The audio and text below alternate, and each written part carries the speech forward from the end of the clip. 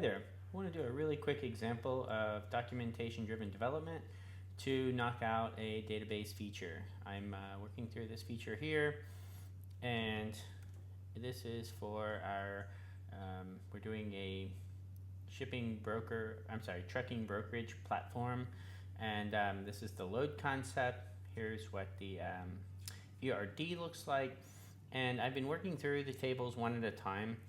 It honestly took a long time to get the first few tables done because of Postgres row level security policies and testing them and just coming up with a consistent pattern. What I did is I ended up getting it working on a few of these after just banging on it for a while, and then extracting out the pattern that it kept getting stuck on as far as setting up test accounts and creating the correct level of permissions, etc., and moving that into some helper functions. And then once I had established the pattern, right around probably the 5th table there, I started getting into a really good flow. Pardon me. So what I did is I asked the LLM to give me some prompts that would help me ask it to repeat what it just did. And I've had pretty good success with that now. We've knocked through most of this feature. Now we've got 2 more tables to go. And I think this is going to go pretty well, so I wanted to just do a quick demo of it. So I'm going to copy this prompt that it created for me, take it over here, and you have to put in the table name. So we are going to attempt to do this customs broker table. And I have a hierarchy where it is project plan, feature, epic, and then task or user story. So this is kind of like at the user story level, and I create a document for each. I'm still kind of trying to figure out what the exact right structure is. Every project could be different too. But we're gonna say we want to do the custom broker table here. We give it the date, so because LLMs don't know the date, we need that for a migration file, and then also I get it to update the project plan and create commit messages and all this kind of stuff. So today is February 9th of 2025, so I'll just put that in there. So we'll tell it to go ahead. This is asking it to create a migration file and create the test, and to focus only on CRUD. If you give it, it'll go and try and do everything, and it gets stuck and it gets confused. So I found, let's get CRUD working, and then we're going to go in and work on the row level security, which is where it really was getting confused before. So it's coming through, it's creating the migration file here. So that creates the table, and it adds some indexes and triggers, etc. So, and it enables RLS, but we haven't added any rules yet. So that looks good to me. I'm going to accept that. And then we're going to go ahead and create the test. It's creating 12 tests, it looks like. I won't spend a ton of time on these. Insert, select, update, etc. So just CRUD-based tests. Now what I like to do is just tell it, can you please compare your approach here to recently completed tables and make sure we are using same approaches for migrations and tests. At first it was finding some differences. It'll try and be creative, and then you end up wasting time in debugging on things you've already figured out. It didn't come back with anything. Usually that means this is going to go pretty well. So let's go ahead and reset the database. I'm going to pause. Okay, so the database schema update worked correctly. Now let's go ahead and run the test. These go pretty quick. Our tests have passed. So that's the first part of the task complete, which is to make sure that our basic CRUD is done. So let's go back to our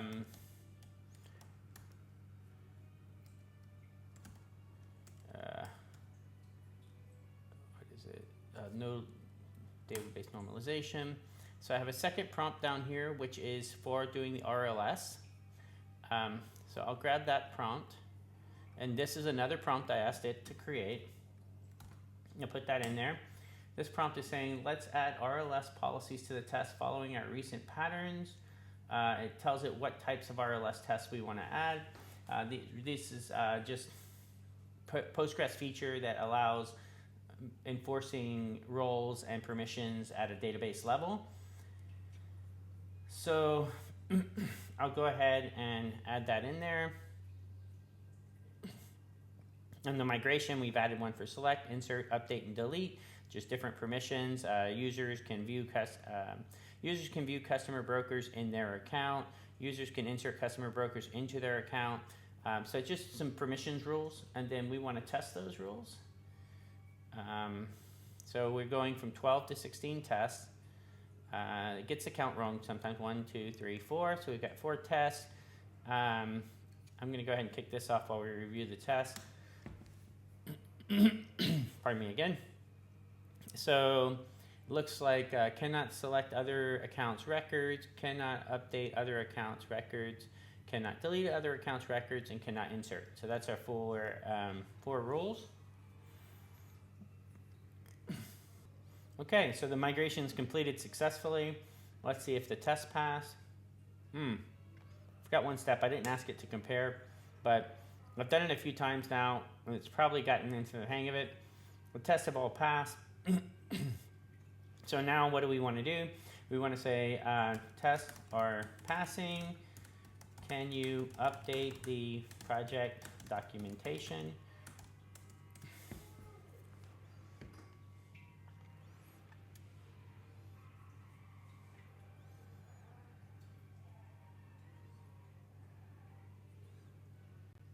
Okay, let's see what we have. So the way our project documentation works from the top down is that we're going to have a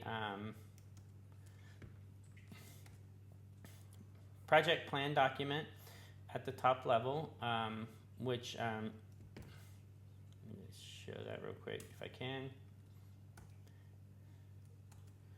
So, sorry, I'm trying to hit the keyboard shortcuts here. So at the top level in our the documentation-driven development approach, I create a docs folder that has a requirements folder, and then at the top level we have a project plan document. The project plan document contains a loads feature, and it contains a loads feature, and the loads feature. Let's see. It's going to have an update that was suggested from over here, which is, let's apply it. I'm sorry. The project plan contains a loads feature, and here it's basically adding that we completed the custom brokers. So that looks good. And then the project plan references the loads feature. If we go here, we'll go down to loads, it has some details about it, and then we can drop down into that actual feature. It shows the schema, it has all of the status of where we're at in that particular one. And this document here is this loads readme.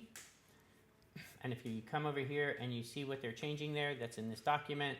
It's updating our progress from 55 to 60%, which, okay, sure, that sounds about right.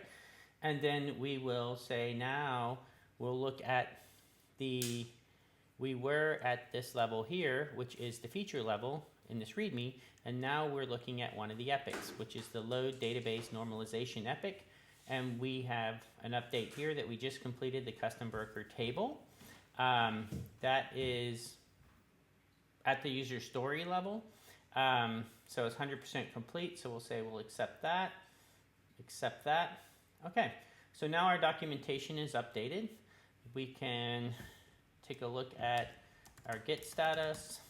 These are the files out. Let's go ahead and add those in. And then we can say, give me a commit command for this work.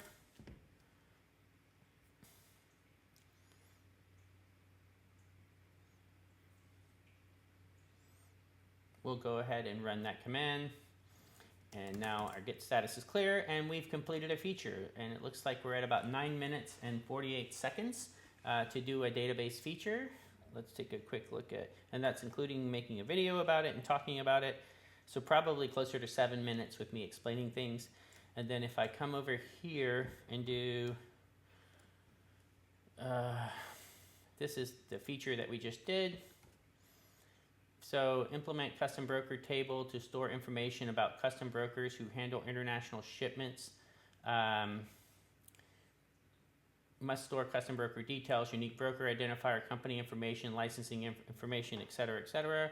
And then if we go and look at the actual files that we created, we have the migration, which creates unique ID for the broker, reference to the account, name, license number, created at, updated at, created at. So not a super complex feature, but not a lot of effort to implement it either. So I definitely like this flow, and I hope you will too. Have a nice day.